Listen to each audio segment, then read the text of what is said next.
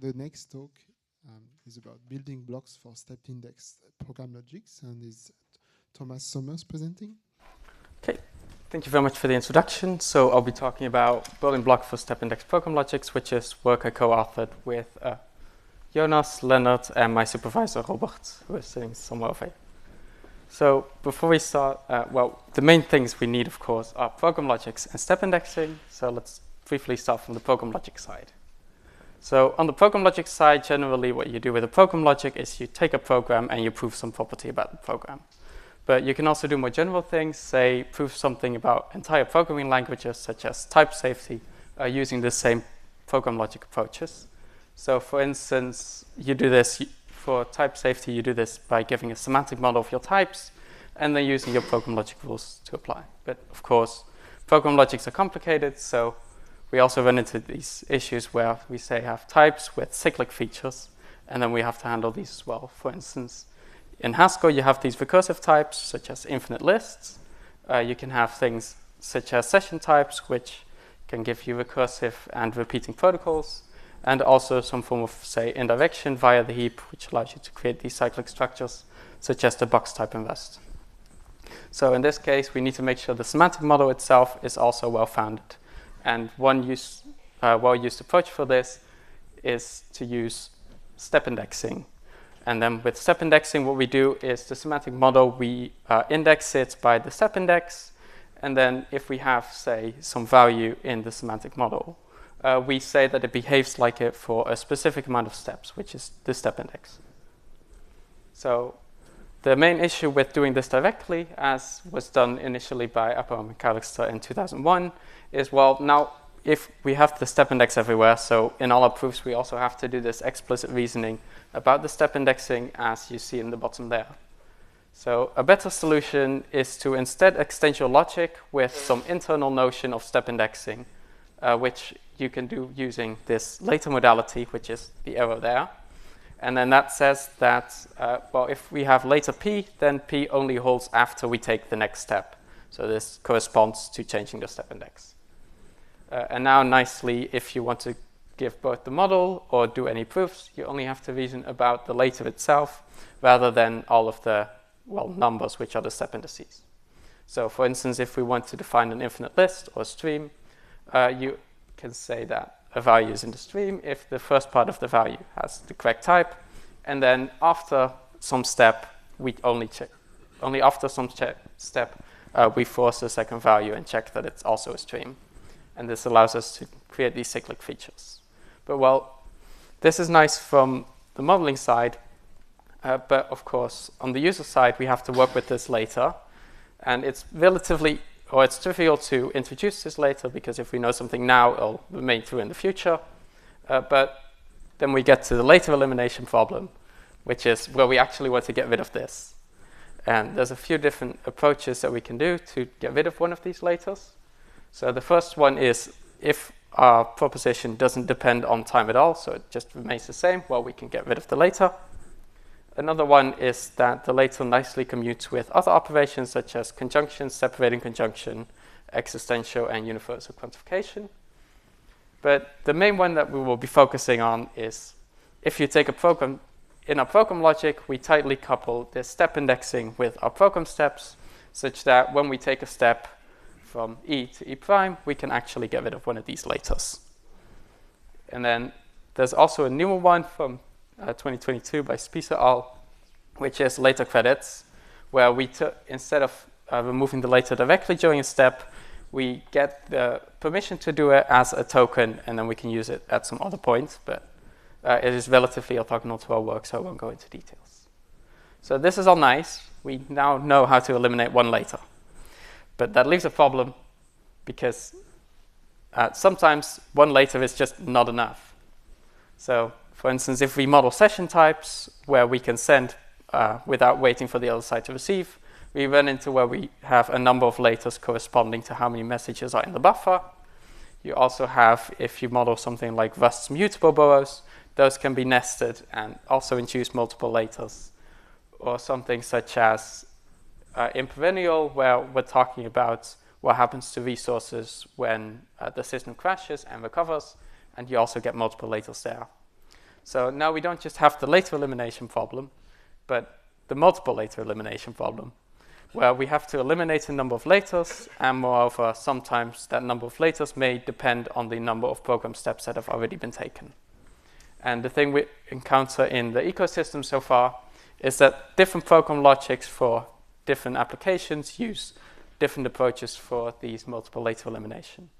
So that's what we're going to tackle in this work is, well, we have these different approaches for doing this, but we want to unify this because, well, if you want to, as a user, you just want to use one of these program logics and you want to say, hey, this approach looks nice and I want to use that one. But, well, at the moment, you're stuck with the approaches that are implemented by the program logic. And we're specifically focusing on those program logics, so the domain-specific program logics that are built in the IVS separation logic framework in Rock. So there's a few sub-goals as well. So the main goal is to unify the approaches, which consists of making sure we have consistent proof rules. So for multiple later elimination, you have consistent regardless of which program logic you're in. The other one is, well, if someone creates their own program logic and they want to do multiple later elimination, we want to make it easy for them to also get these rules rather than doing everything from scratch.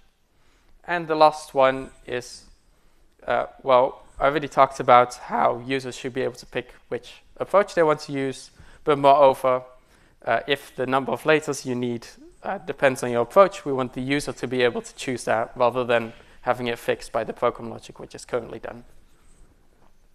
So before we get into that, this is a very, very minimal overview of IVS. It basically consists of 3 layers. The bottom layer is our separation logic. So that defines the separating conjunction, how to work with resources, updates, and that sort of thing. And then on top of that, we have the standard IVS program logic, which is one of several possible ones, which defines the weakest precondition, and then the proof rules, which is modeled in terms of the base logic. And then on top of that, you can instantiate it with a language of your choosing. So that's generally an operational semantics and, well, the syntax and values of the language, of course. So the standard language is heaplang, which is an OCaml-like language with heaps. But the IVS program logic is not the only program logic that we're talking about. There are multiple. So we have many specific, domain-specific program logics, which are all built out of the components in the IVS-based logic that reuse the separation logic. 2 notable ones which do multiple later elimination are Trillium, which does trace refinement, so also allows you to reason about things such as fairness, and Perennial, which talks about recovery in the case of crashes. So if your system crashes, can the recovery get back to a state that you want to be in? So those are the program logics. They define the weakest preconditions. But of course, on top of those, you also have other things, such as different languages. So refined Rust is a model of Rust and semantic typing in Rust.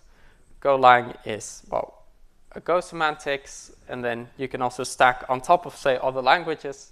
For instance, Actress adds session types and session type channels to heaplang. And Aneris adds session types to Trillium. So we have this nice landscape, but, well, which approaches do these actually use? Without going into detail of how the approaches specifically work, going through them, these ones use later credits, which was the 4th method I was talking about. These ones use something called persistent time receipts. These ones use additive time receipts. And these ones use something called a step update modality. But sadly, none of them actually use all of the methods. So if a user doesn't know which one they want to use yet, well, there's no good place from which they can use all of these. And what we want to get to is make sure that all of these are all colored so they can use everything. Quickly, before we get there, let's briefly talk about what we actually need to know about, say, one of these program logics. So focusing on the IVS program logic in the middle, well, there are 2 parts that we mainly care about. The first part is that you can actually use it as a program logic. So for that, we need to define the weakest precondition in terms of the lower layer, so the base logic, separation logic. And then from this, we derive our Hoare triples. And, well, the proof rules are just statements, so the lemmas about the weakest precondition, which you can prove in Rock. And then that is the program logic you use. But also on the other side, we want to know that our program logic actually means something. So the second part that we mainly care about is a theorem called adequacy, which extracts the properties from the weakest precondition. So for instance, for the IRIS program logic, this is safety in that your operational semantics does not get stuck. Zooming in on the first of these, let's briefly look into how the IRIS program logic is defined. So without going into too much detail, we'll just focus on the later elimination part. So the weakest precondition either is already a value, in which case the postcondition holds, or, well, it's in the current state, it's reducible, which is red, and then after any step we can take from that point, we still have the weakest precondition. But it's guarded by that one later. And that allows you to remove the later for each program step, as we did on one of the earlier slides. But sadly, when we move to multiple later elimination, that single later is replaced by this mess. So what do we do now? Well, we need to keep track of how many steps we've already taken, which is the n.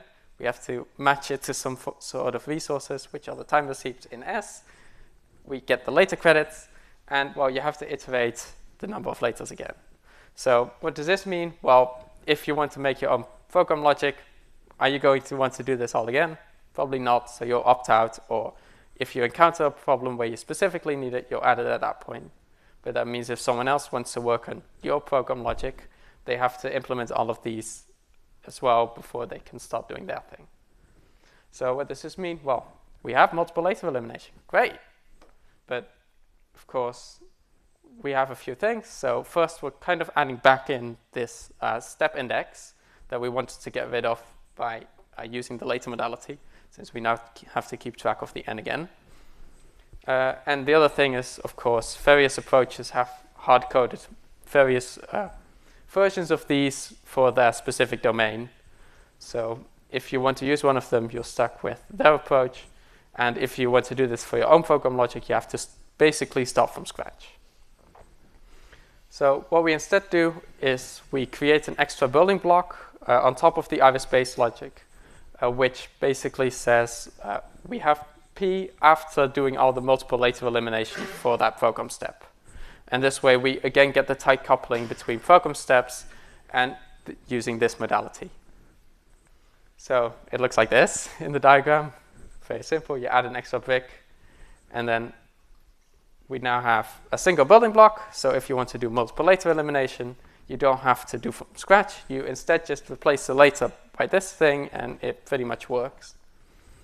So yeah, let's see, that says, oh yeah, we have all the approaches that all these projects used to have already.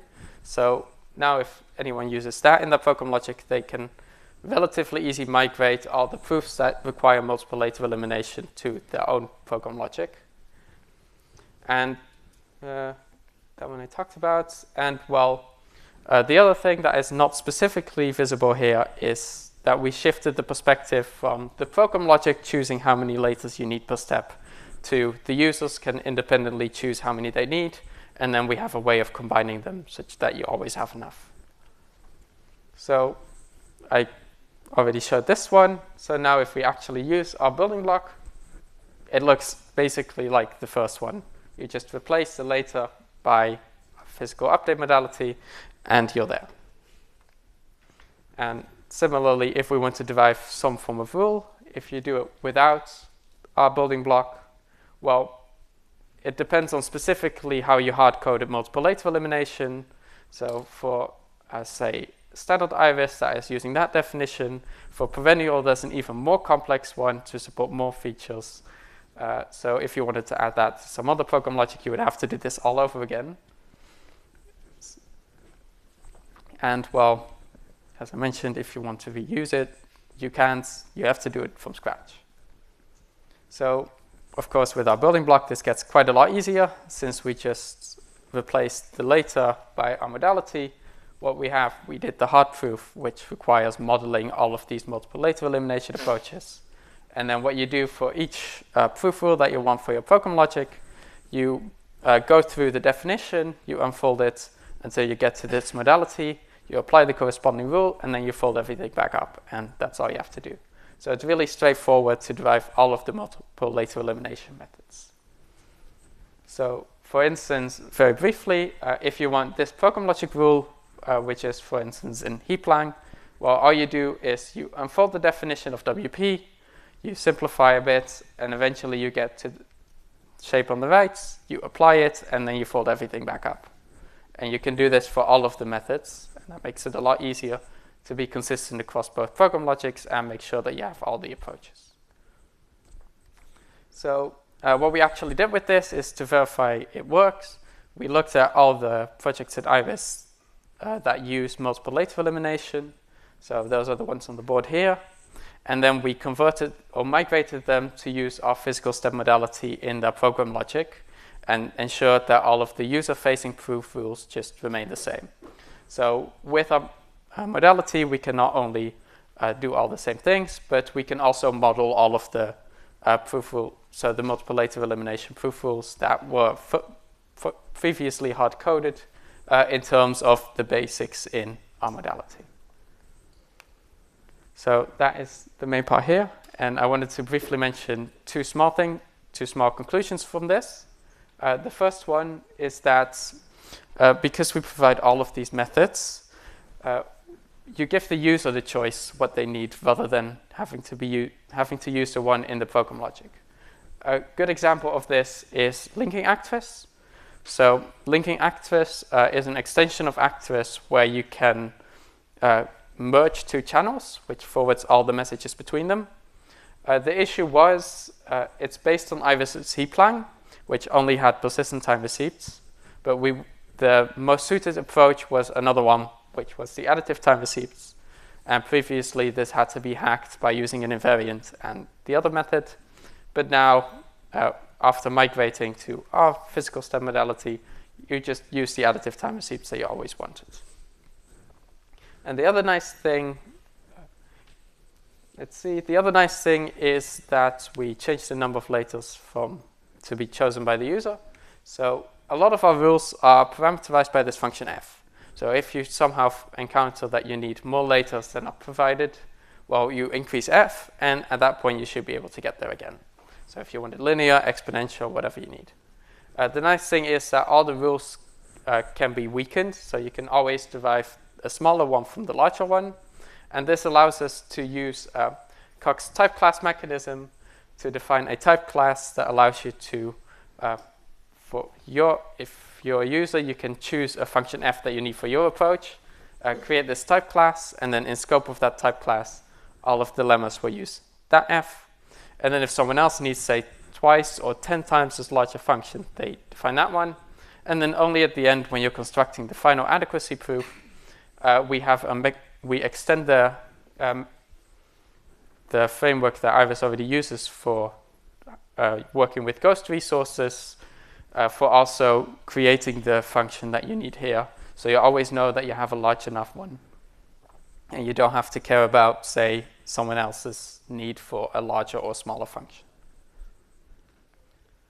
So this was mostly a high-level overview since I didn't have a lot of time. So we have more details in the paper. We have quite a bit of work in the paper about which details how these multiple later elimination approaches actually work and how to combine them, because some of these seem disjoint at the start when you initially look at them, but they do all work together if you have the correct model of our modality.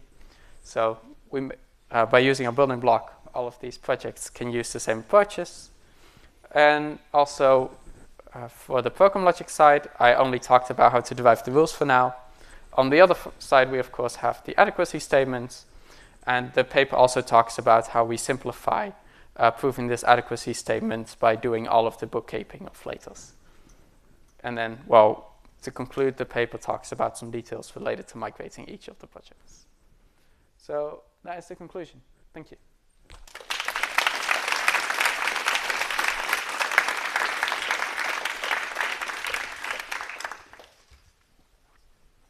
Is there a question?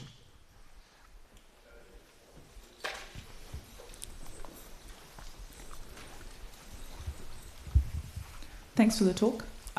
You said that the user can specify like this f function. Are there any restrictions on that? Like it has to be monotone and n or anything? Or the user's totally free The only restriction is that it has to be 0 at 0.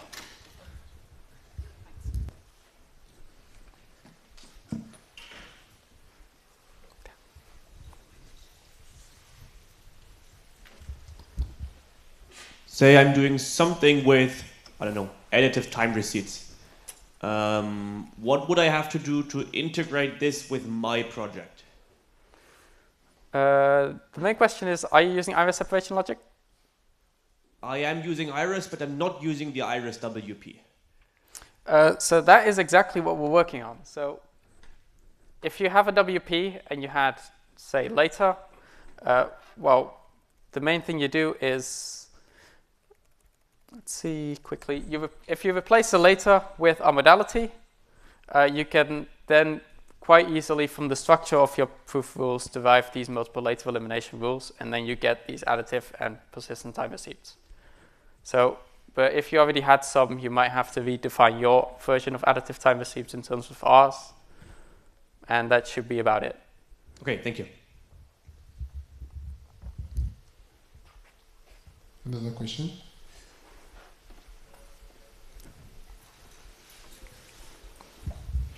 So very nice talk, thank you. So these existing approaches, could they be simplified using your version? Do they sort of need to keep track of the manual step indexes like they did, or have you sort of figured out a way to sort of get away from it so that they can be made simpler as well? The approaches themselves don't particularly get simpler. It was, so the main thing here was to make sure we consolidated all of these approaches such that they, one, work nicely together, and two, if you have a program logic, you can add all of them. So if, say, you want to move something like session types from actress to Go, you can now do that by reusing this modality instead of having to convert everything. On the actual simplification side, we haven't done too much on that. Okay, thank you. Thank you.